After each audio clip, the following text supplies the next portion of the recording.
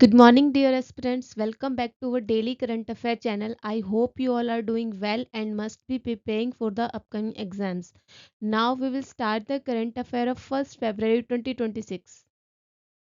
Our first question is, which institute topped the Times B School Ranking 2026 reflecting the India's strength in global trade education? किस संस्थान ने times B school ranking 2026 में पहला स्थान प्राप्त किया है?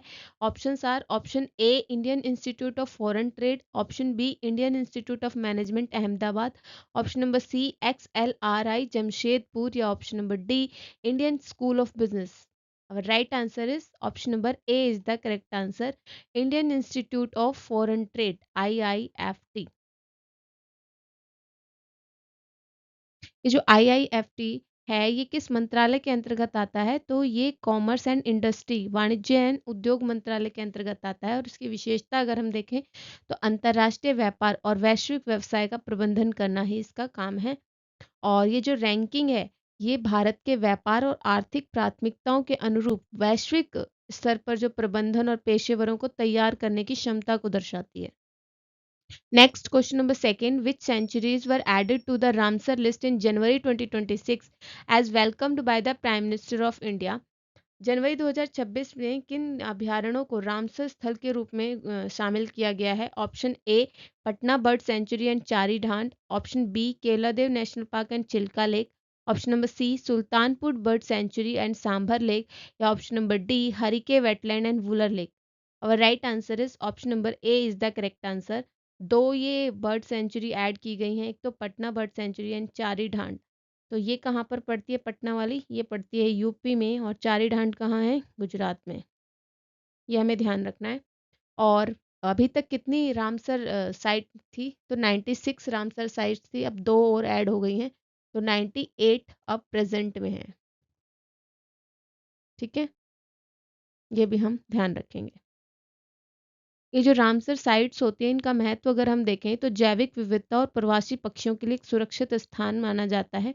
ठीक है, और रामसर दर्जा इन आर्द्र भूमियों के अंतर्राष्ट्रीय महत्व और संरक्षण को भी सुनिश्चित करता है.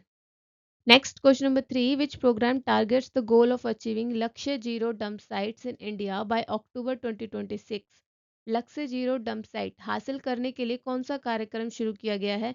Option A dump site remediation accelerator programme, option B Amrit 2.0 या option number C national bio energy mission या option number D smart cities mission. Our right answer is option number A is the correct answer.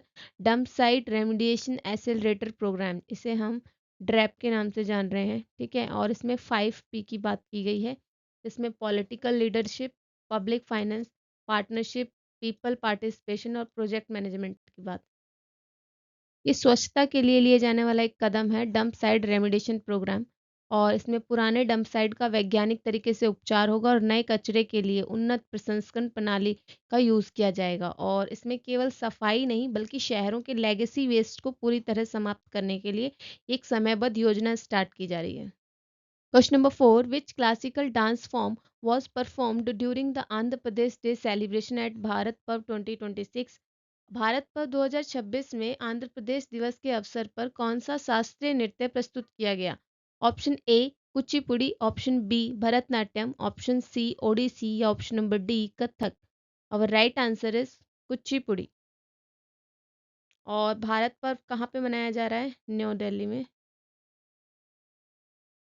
ठीक है, ये जो भारत पर्व है ये नई दिल्ली के अंतर्गत लाल किले पर आयोजित किया गया है और 30 जनवरी 2026 को ये उत्सव मनाया गया है. और इसमें 46 कलाकारों के द्वारा भव्य कुचिपुड़ी नृत्य प्रस्तुत किया गया है. ठीक है, और इसका आयोजक कौन है? तो मिनिस्ट्री ऑफ टूरिज्म.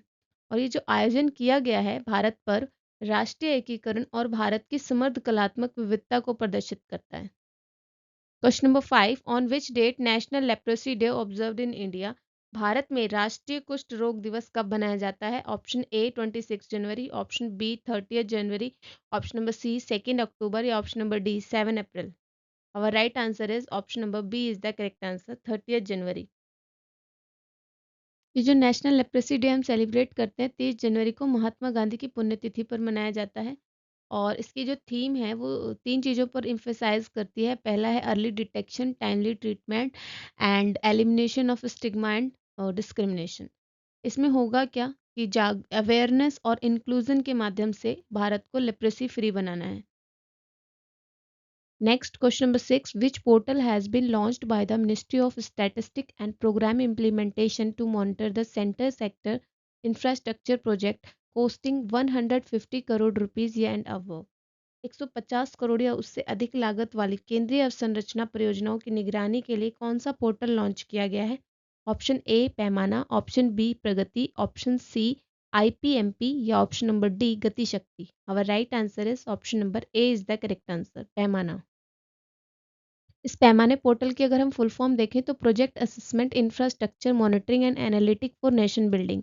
किसने लॉन्च किया है? तो ये ministry of statistic and programme implementation के द्वारा लॉन्च किया गया है। और बदलाव क्या किया है इसमें, इसने पुराने OCMS 2006 सिस्टम की जगह ली है। ये हैं आपके आज के वन लाइनर रिकैप। इंग्लिश और हिंदी दोनों ही लैंग्वेज में प्रोवाइड है। अगर आप इसकी PDF चाहते हैं तो आप इसको डाउनलोड कर सकते हैं टेलीग्राम से, और टेलीग्राम का जो लिंक है वो आपको डिस्क्रिप्शन बॉक्स में गिवन है। अगर आप इसी तरीके की करंट रिलेटेड अपडेट्स चाहते हैं तो चैनल को like, share, subscribe and comment भी करें। Thank you so much for watching this video.